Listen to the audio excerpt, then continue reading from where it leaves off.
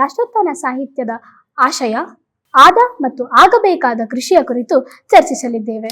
ರಾಷ್ಟ್ರೋತ್ಥಾನ ಸಾಹಿತ್ಯ ಅನ್ನೋದು ಎಲ್ಲ ದೇಶಕ್ಕೂ ಬೇಕಾಗಿರೋದು. ಜಗತ್ತಿನಲ್ಲಿರುವಂಥದ್ದು ರಾಷ್ಟ್ರ ಅಂದ್ರೆ ಭಾರತ ಒಂದೇ, ಮಿಕ್ಕಿದ್ದನ್ನೆಲ್ಲ ನಾವು ದೇಶಗಳು ಅಂತ ಕರಿತೀವಿ.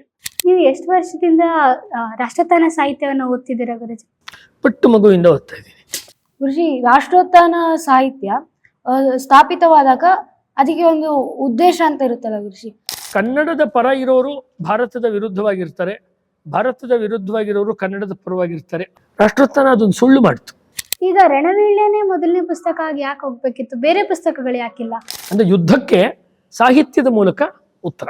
ಒಂದು ತಮಾಷೆ ಹೇಳಬೇಕು ಮಕ್ಕಳೇ, ಅಂದ್ರೆ ಆ ಕಾಲದಲ್ಲಿ ಬೆಂಗಳೂರಿನಲ್ಲಿ ಯಾರು ಆಟೋದಲ್ಲಿ ಬಂದ್ರೆ ಸಾಹಿತ್ಯ ಪರಿಷತ್ತಿಗೆ ಬಿಡು ಅಂದ್ರೆ ಕನ್ನಡ ಸಾಹಿತ್ಯ ಪರಿಷತ್ತಿಗೆ ಬಿಡೋ ಬದಲು ಆಟೋನ ಚಾಮರಾಜಪೇಟೆ ರಾಷ್ಟ್ರೋತ್ಥಾನ ಸಾಹಿತ್ಯಕ್ಕೆ ಬಿಡ್ತಾ ಇದ್ರು. ಡಾಕ್ಟರ್ ಬಾಬಾ ಸಾಹೇಬ್ ಅಂಬೇಡ್ಕರ್ ಅವ್ರ ಬಗ್ಗೆ ರಾಷ್ಟ್ರೋತ್ಥಾನ ತಂದಿರೋದು ಈ ಪುಸ್ತಕ. ಸಮಾಜ ಚಿಕಿತ್ಸಕ ಅಂಬೇಡ್ಕರ್. ಭಾರತ ಭಾರತಿ ಮಾಲಿಕೆಯನ್ನ ಆರಂಭ ಮಾಡಬೇಕಾದ್ರೆ ಆ ಕಾಲದಲ್ಲಿ ರಾಷ್ಟ್ರೋತ್ಥಾನದಲ್ಲಿ ಇದ್ದಂಥ ಮಧ್ವರಾವ್ ಅನ್ನೋರ ಪಾತ್ರ ಬಹಳ ದೊಡ್ಡದು. BKS ವರ್ಮಾ ಮತ್ತು ಶ್ರೀ ಅನ್ನುವಂಥ ಕಲಾವಿದರು ಅದಕ್ಕೆ ಚಿತ್ರಗಳನ್ನು ಬರೆದ್ರು. ನಾನು ಕೈ ಬರಹದಲ್ಲಿ ಬರೆದಂಥ ಮ್ಯಾನುಸ್ಕ್ರಿಪ್ಟ್ಗಳನ್ನು ನಾನೇ ನೋಡಿದ್ದೀನಿ ರಾಷ್ಟ್ರೋತ್ಥಾನದಲ್ಲಿ. ಅದನ್ನು ತಿದ್ದಿದ್ರು. ಚಿಕ್ಕ ಓದುಗರು, ಪುಟಾಣಿ ಓದುಗರು, ನಿಮ್ಮ ವಯಸ್ಸಿನ ಓದುಗರಿಗೆ ಆ ಶಬ್ದಗಳು ಕಷ್ಟ, ಅದನ್ನು ತಿದ್ದಬೇಕು, ಸರಿ ಮಾಡಬೇಕು. ತಿದ್ದಿದ್ರೆ ಲೇಖಕರಿಗೆ ಸಿಟ್ಟು ಬರುತ್ತೆ. ಉತ್ಥಾನ ಮಾಸಪತ್ರಿಕೆ ಬಗ್ಗೆ ನಿಮ್ಮ ಅನಿಸಿಕೆ ಏನಾಗಿದೆ?